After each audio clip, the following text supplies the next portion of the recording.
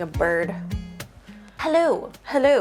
Welcome to another new ingredient Monday, where on certain Mondays I will show you a new particular ingredient that might be new to me, that might be new to you, just to improve on the cooking arsenal. I think you all have been liking these, so definitely if you have an ingredient that you're like, oh gosh, like I've been dying to try this for some time, I wonder how it tastes, or you've tried the ingredient before and you're like, I wonder what she thinks about it, or like what could we be making with these different ingredients, let me know. Message me, let me know. So today's ingredient is they are these. This is chashu mushrooms. Chashu. I found them at the Asian grocery store. I always say that. I found them at the Asian grocery store the other day, and I had never worked with them before, so I thought that this would be a good way to kind of introduce me to them and to introduce you to them. I'll put a link to how you can get them down below, but they're kind of like medium. I'd say like the cap is somewhat medium sized. They're not all small, right?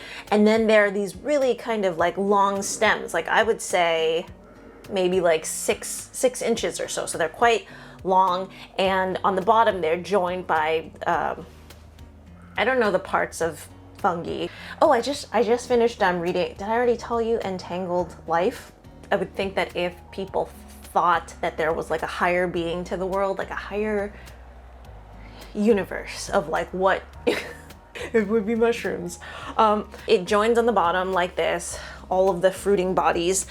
From what I managed to look up, I think it's maybe more of like an Eastern, like an Asian type ingredient. What I ended up finding out about these mushrooms is natively they were grown in the Fujian province in China, so southern part of China.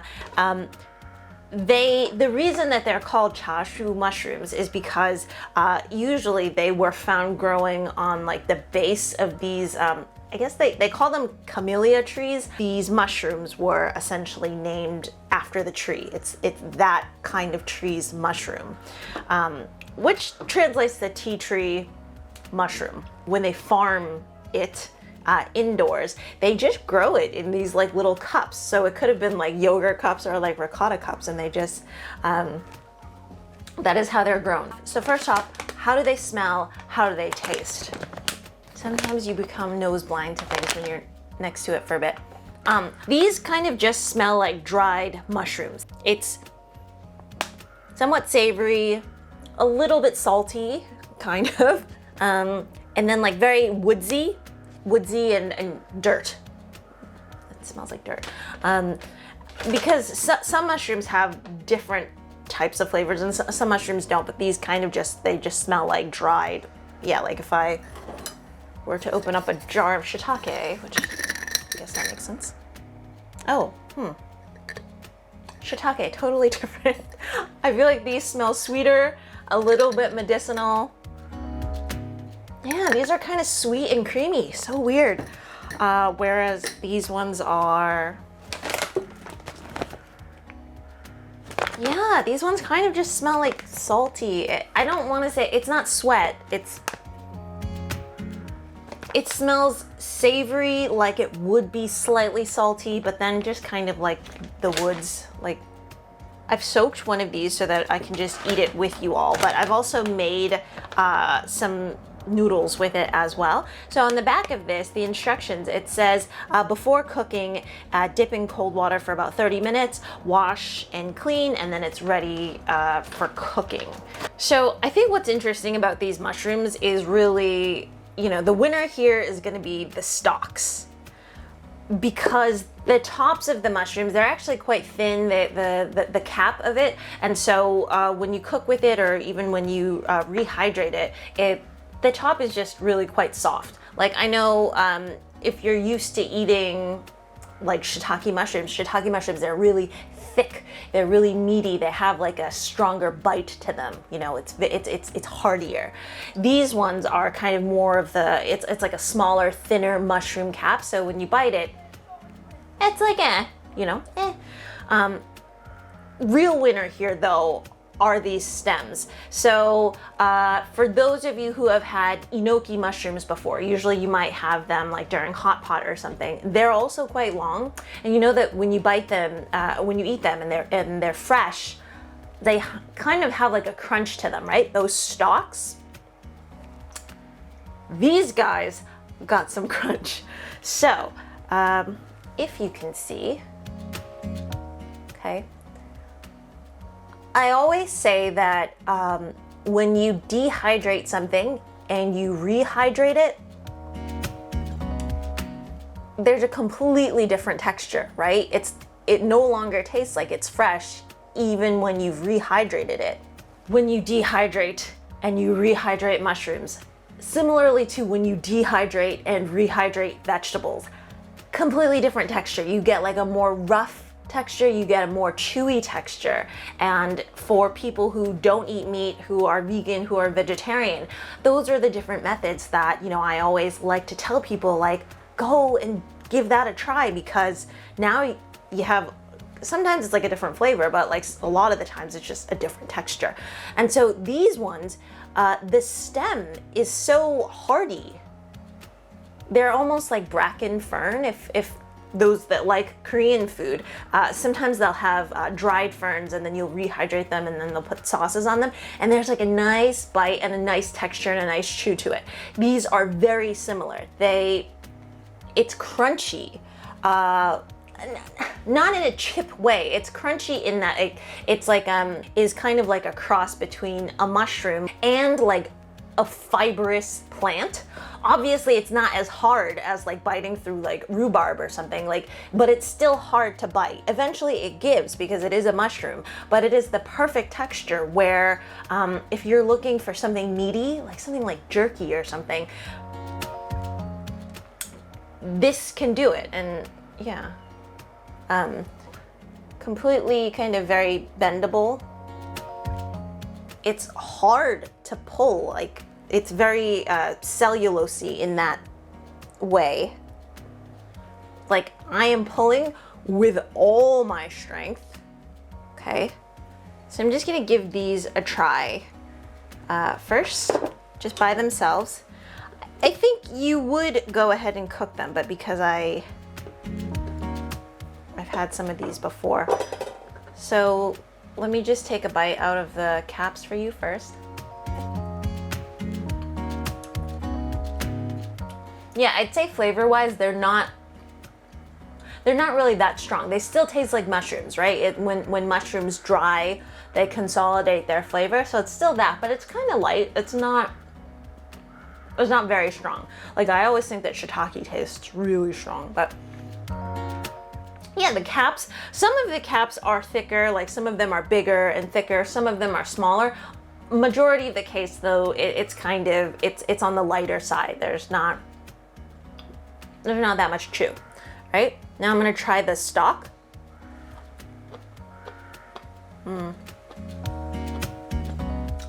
This is really weird, I'm gonna say it. I don't have it anymore, but I used to have cordyceps, which is like, ooh, that's like another one to try, but I don't know how vegan friendly it is. They're really expensive though, is because it's really hard to find, and there's like a whole, I don't want to say like drug trade. There's like it's like ginseng where like, anyways, so my mom we used to like make these like herbal soups. And the cordyceps, I mean, look it up or don't look it up, but like it's essentially like a fungus takes over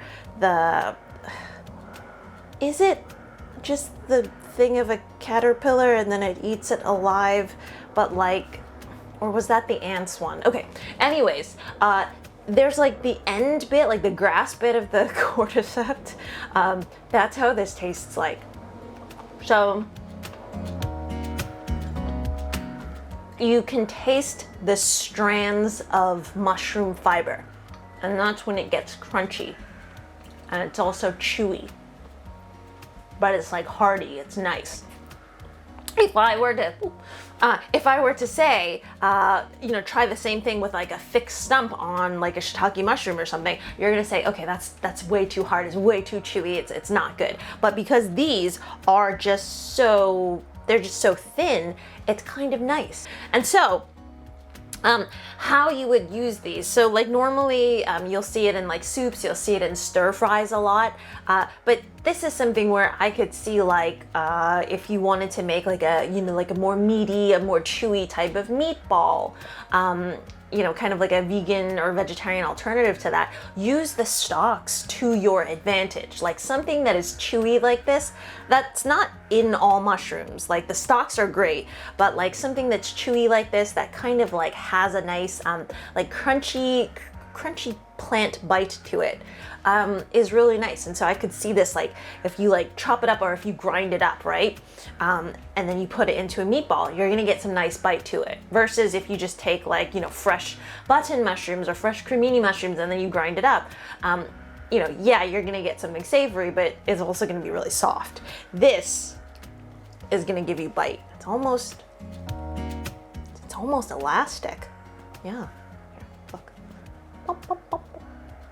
What I ended up when I made my meal with it was I thought that the texture really mimicked like a nice hearty noodle. So I ended up just making noodles with it, and it was really nice because like the noodles had like a really long kind of textural feel. These had a really long, nice textural feel, but they were different because obviously the noodles were soft. These ones were kind of like crunchy in a plant mushroom type way. So and it really took up flavor really well, but it also flavored the broth nicely too, because it is, mushroomy. Do I have any other additions for you? No, I think that that's it for today. If you have any questions for me, definitely let me know. I would say, again, they say to soak it for 30 minutes in cold water first before you wash it and get everything going. Actually, what I end up doing, I just go ahead and I cut this bit off. So, great. I cut that bit off because it is the like touches the dirt and whatever. So that bit's pretty much the most dirty. The rest is quite clean. Also, if you happen to be lazy like I am, I don't really like to prepare things. I don't really even if it's just 30 minutes, I don't really like to soak things or like whatever. So sometimes boiling water, that'll make it much quicker. Sometimes I'll just, even if it's like a heartier mushroom, I'll just throw it into, like a bowl of water. I'll stick it into the microwave for like 2 minutes covered. And that does the trick to it, like rehydrates really quickly. And then for something that's just really small like this, I mean, it makes sense to soak it because the soaking helps get the dirt out.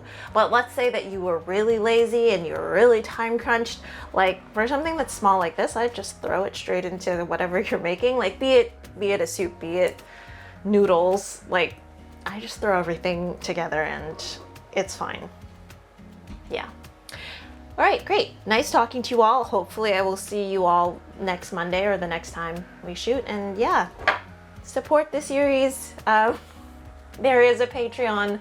Go there, support me and this series, and let me know what you like, what you want me to do and taste and other stuff too. Brilliant. Have a nice day. Bye.